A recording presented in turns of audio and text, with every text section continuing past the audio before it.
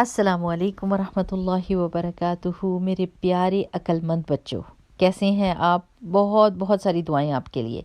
मुझे उम्मीद है कि आप वो आयात जो हम पढ़ रहे हैं इकट्ठे, उनको आप समझ रहे हैं अच्छे तरीके से, इंशाअल्लाह बिइज़्निल्लाह। मेरे प्यारे बच्चों, कुरान हमें बताता है कि अच्छे अखलाक और अच्छे तौर तरीके क्या होते हैं, ताकि हम दूसरे लोगों के लिए सलामती का सबब बने। और ये हमें कुरान जो है वो हमें नबियों की और पैगंबरों की कहानियाँ भी सुनाता है, और ये बताता है कि जो अच्छे लोग थे अल्लाह सुब्हानहू तआला ने उनकी कैसे मदद की। और कुरान ये भी बताता है कि जो बुरे और मुतकब्बिर लोग थे और जो बहुत जालिम थे और उनका बुरा किरदार था, बुरे काम करते थे, उनके साथ क्या हुआ, ताकि हम सीधा रास्ता चुनें और उन लोगों को फॉलो करें, उन लोगों के जैसे काम करें जो कामयाब थे, और जो नाकाम लोग थे उनका तरीका इख्तियार ना करें। फिर कुरान हमें कुछ ऐसी चीज़ों के बारे में भी बताता है जो हम इस्तेमाल कर सकते हैं और वो हमारे लिए बहुत ज़्यादा फ़ायदेमंद हैं। उन चीज़ों को हलाल कहते हैं। और कुछ चीज़ें हैं जिसकी अल्लाह ताला ने हमें इजाज़त इस्तेमाल की नहीं दी, और वो हमारे लिए बहुत बहुत ख़तरनाक चीज़ें हैं, उनको हम हराम कहते हैं। तो कुरान हमें हराम और हलाल के बारे में भी बताता है। मेरे प्यारे बच्चों, अल्लाह ताला से दुआ है कि अल्लाह ताला हमें तौफीक दे कि हम अपने इस्लाम की खूबसूरती को देख सकें, जो हमारी ज़िंदगी में आसानी और अल्लाह ताला का फ़ज़ल लेकर आता है।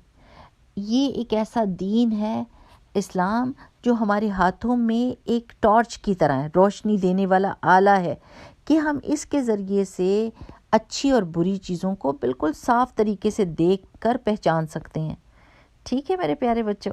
अच्छा, अब आज हम ईसा अलैहिस्सलाम के बारे में बात करेंगे। आपको पता है मैं क्यों ये कर रही हूँ? क्योंकि बहुत सारे बच्चे आजकल नबियों और पैगंबरों की कहानियाँ और रिसर्च जो है वो गूगल से करते हैं, और उनको सच्चाई नहीं पता होती कि कुरान पाक में अल्लाह सुब्हानहू तआला ने इन पैगंबरों की सच्ची बातें कौन कौन सी बताई हुई हैं, और वो गूगल के झूठ पर यकीन कर लेते हैं। तो इंशाल्लाह बिइज़्निल्लाह आज हम ईसा अलैहिस्सलाम के बारे में पढ़ेंगे, सूरह मरियम की आया नंबर 30 से 35 तक। चलिए प्यारे बच्चों, पहले हम तिलावत सुन लेते हैं और उसके बाद इन आयात के बारे में बात करेंगे। रब्बि इश्रह ली सदरी वयस्सिर ली अमरी वहलुल उक़दतम मिन लिसानी यफ़क़हू क़ौली रब्बना ज़िदना इल्मा आमीन। अऊज़ु बिल्लाहि मिनश शैतानिर रजीम। बिस्मिल्लाहिर रहमानिर रहीम। قال إني عبد الله آتاني الكتاب وجعلني مباركا أينما كنت وأوصاني بالصلاة والزكاة ما دمت حيا وبرا بوالدتي ولم يجعلني جبارا شقيا والسلام علي يوم ولدت ويوم أموت ويوم أبعث حيا ذلك عيسى ابن مريم قول الحق الذي فيه يمترون ما كان لله أن يتخذ من ولد سبحانه إذا قضى أمرا فإنما يقول له كن فيكون। ईसा अलैहिस्सलाम जो नौमौलूद बच्चे और अपनी माँ की गोद में थे, बोल उठे, बेशक मैं अल्लाह का बंदा हूँ। उसने मुझे किताब दी और नबी बनाया और बाबरकत किया जहाँ भी मैं रहूँ, और नमाज और ज़कात की पाबंदी का हुक्म दिया जब तक मैं ज़िंदा रहूँ, और अपनी वालदा का हक अदा करने वाला बनाया, और मुझको जब्बार और शक़ी नहीं बनाया। सलाम है मुझ पर जबकि मैं पैदा हुआ, और जब मैं मरूँ, और जब मैं ज़िंदा करके उठाया जाऊँ। ये हैं ईसा इब्न मरियम अलैहिस्सलाम, और ये है उनके बारे में वो सच्ची बात जिसमें लोग शक कर रहे हैं। अल्लाह का ये काम नहीं है कि वो किसी को बेटा बनाए, وہ پاک ذات ہے، وہ جب کسی بات کا ارادہ کرتا ہے یا فیصلہ کرتا ہے تو کہتا ہے کہ ہو جا، تو بس وہ ہو جاتی ہے۔ پیارے بچوں، ان آیات میں اللہ سبحانہ تعالیٰ ہم کو یہ بتا رہے ہیں کہ عیسائیوں کا جو عقیدہ ہے کہ عیسیٰ علیہ السلام نعوذ باللہ اللہ تعالیٰ کے بیٹے ہیں، اللہ سبحانہ تعالیٰ اس کا رد کر رہے ہیں اور اس کا انکار کر رہے ہیں۔ اب ہم کو دیکھنا چاہیے کہ حقیقت کیا تھی۔ اللہ سبحانہ تعالیٰ نے عیسیٰ علیہ السلام کو بغیر باپ کے پیدا کیا، یعنی ان کی ماں تھی، انہوں نے ان کو پیٹ میں پالا اور ان کو جنم دیا۔ اور اللہ سبحانہ تعالیٰ ہر چیز کر سکتے ہیں۔ جیسے اللہ سبحانہ تعالیٰ نے آدم علیہ السلام کو ماں اور باپ دونوں کے بغیر پیدا کیا تھا، وہ اللہ سبحانہ تعالیٰ جس نے آدم علیہ السلام کو بغیر ماں بغیر باپ کے پیدا کیا، وہ عیسیٰ علیہ السلام کو کیوں نہیں باپ کے بغیر پیدا کر سکتے؟ بالکل کر سکتے ہیں۔ عیسیٰ علیہ السلام کی پیدائش معجزاتی تھی، اور اللہ سبحانہ تعالیٰ نے ان کو اور بھی معجزے دیے تھے، جن میں سے ایک یہ تھا کہ جیسے ہی وہ پیدا ہوئے اور وہ اپنی امی کی گود میں تھے، چھوٹے دودھ پیتے بچے، اس وقت انہوں نے سب سے بات کی اور سب کو کہا کہ میں اللہ سبحانہ تعالیٰ کا بندہ ہوں، اللہ نے مجھے پیغمبر بنایا ہے اور مجھے کتاب دی ہے اور مجھے اپنی ماں کے ساتھ بھلائی کرنے والا بنایا ہے، اور میں مبارک ہوں جہاں کہیں پر بھی میں رہوں۔ اب میرے پیارے بچوں، آپ کو جیسا کہ پتہ ہے کہ عیسیٰ علیہ السلام بنی اسرائیل سے تھے، یعنی یعقوب علیہ السلام کے نسل میں سے تھے، اور بنی اسرائیل کو بہت سارے معجزات کا پتہ تھا۔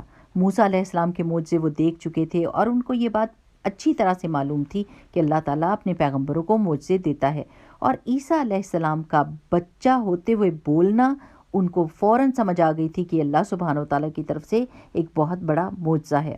اب اللہ سبحانہ تعالیٰ نے قرآن پاک میں مختلف جگہوں پر اور بھی معجزے عیسیٰ علیہ السلام کے بتائے ہیں، جیسا کہ سورہ آل عمران میں 49 آیا جو ہے، اس میں اللہ سبحانہ تعالیٰ نے باقی معجزات کا بھی ذکر کیا ہے، جیسا کہ عیسیٰ علیہ السلام مٹی سے پرندے کی شکل بناتے تھے اور اس میں پھونک مارتے تھے تو وہ پرندہ اڑ پڑتا تھا، وہ زندہ ہو جاتا تھا، اور عیسیٰ علیہ السلام کوڑی کو اور پیدائشی اندھے کو جب ہاتھ لگاتے تھے تو وہ ٹھیک ہو جاتا تھا، پھر مردہ کو زندہ کر لیتے تھے۔ لیکن جب بھی وہ یہ سارے معجزے دکھا رہے ہوتے تھے تو وہ یہ کہتے تھے کہ میں یہ اللہ کے حکم سے کر رہا ہوں۔ وہ بنی اسرائیل کو یہ بات بتاتے تھے کہ یہ میں کر رہا ہوں مگر اللہ کے حکم سے کر رہا ہوں۔ اور ایک اور بھی معجزہ تھا ان کا کہ وہ لوگوں کو یہ بتا دیا کرتے تھے کہ لوگ کیا کھانا کھا کر آئے ہیں اور کیا انہوں نے گھر میں سنبھالا ہے۔ میرے پیارے بچوں، عیسیٰ علیہ السلام نے کبھی اپنے آپ کو خدا نہیں کہا اور نہ ہی اللہ کا بیٹا کہا، بلکہ وہ یہ کہا کرتے تھے کہ اس کی عبادت کرو جو میرا بھی رب ہے اور تمہارا بھی رب ہے۔ اب میرے پیارے بچوں، جب آپ اپنے کسی کرسچن دوست کے ساتھ بات کریں تو ہمیشہ تصدیق کریں کہ ہاں، عیسیٰ علیہ السلام اللہ تعالیٰ کے عظیم پیغمبروں میں سے ایک پیغمبر ہیں اور ہم ان پر یقین رکھتے ہیں۔ وہ اللہ تعالیٰ کے بندے تھے، وہ ایک انسان تھے، ان کی پیدائش معجزاتی تھی، اور ان کو اللہ سبحانہ تعالیٰ نے بہت سارے معجزے دیے تھے تاکہ لوگوں کو یہ پتہ چل جائے کہ وہ اللہ کے پیغمبر ہیں۔ پیارے بچوں، جب یہودی عیسیٰ علیہ السلام کو مارنے کے لیے سازشیں کر رہے تھے تو اس وقت اللہ سبحانہ تعالیٰ نے عیسیٰ علیہ السلام کو ان کی روح اور جسم دونوں کے ساتھ زندہ ان کو اوپر اٹھا لیا اپنے پاس، اور وہ دنیا میں واپس آئیں گے، وہ یہاں پر رہیں گے، جو کام انہوں نے کرنے ہیں وہ کریں گے، اور پھر وہ فوت ہوں گے اسی طرح جیسے باقی پیغمبر فوت ہوئے یا کوئی بھی انسان فوت ہوتا ہے۔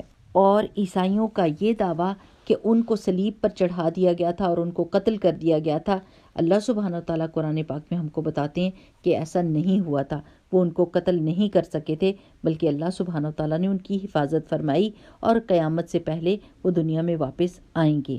سب لوگ ان کا یقین کریں گے اور ایک اللہ سبحانہ تعالیٰ پر ایمان لائیں گے۔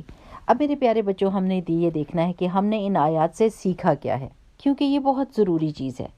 ایک چیز ہم نے سیکھی کہ کوئی بھی اللہ سبحانہ تعالیٰ جیسا نہیں ہو سکتا۔